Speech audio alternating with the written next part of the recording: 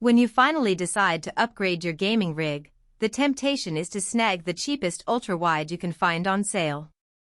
I've seen too many friends dive into a 38-inch curve that looked great on paper, only to discover a laggy response, washed-out colors, and a desk that now looks like a cluttered hallway. The regret that follows makes you wonder if you ever should have taken the shortcut at all. That's why I wanted to see whether Samsung's 49-inch Odyssey G9 actually feels like a smarter buy instead of just another pricey gimmick.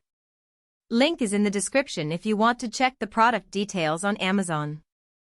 First off, this monitor isn't just big, it's practically a wraparound cockpit.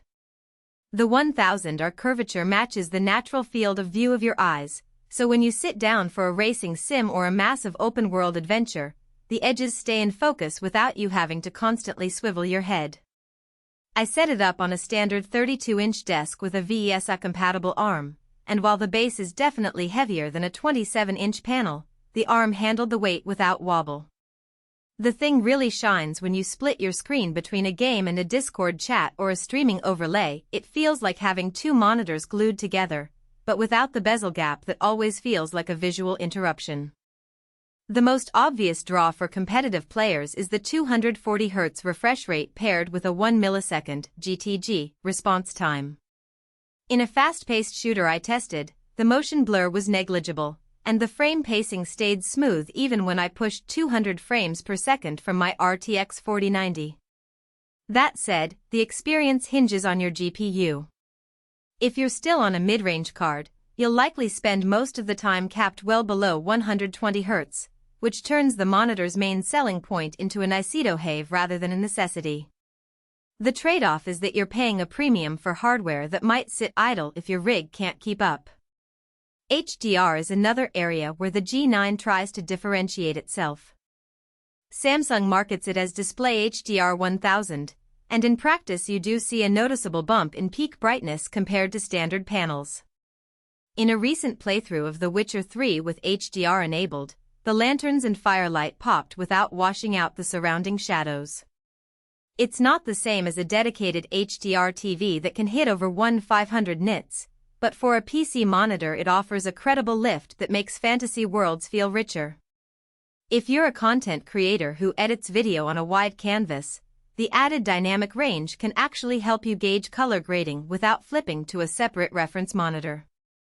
One of those hidden features that caught my eye is the AutoSource Switch Plus. I have a console hooked up alongside my PC, and the monitor detects which device is sending a signal and flips the input automatically. No more fumbling with the OSD every time you want to jump from Fortnite on the PC to Spider-Man, Miles Morales on the Xbox. In a real-world family setting, that convenience saves a few minutes a day and reduces the chance of accidentally switching to the wrong input mid-game. But there are practical downsides that can't be ignored. The sheer size means you'll need a desk at least 60 centimeters deep to keep the viewing distance comfortable, otherwise, you'll start feeling the fisheye effect where the corners seem stretched.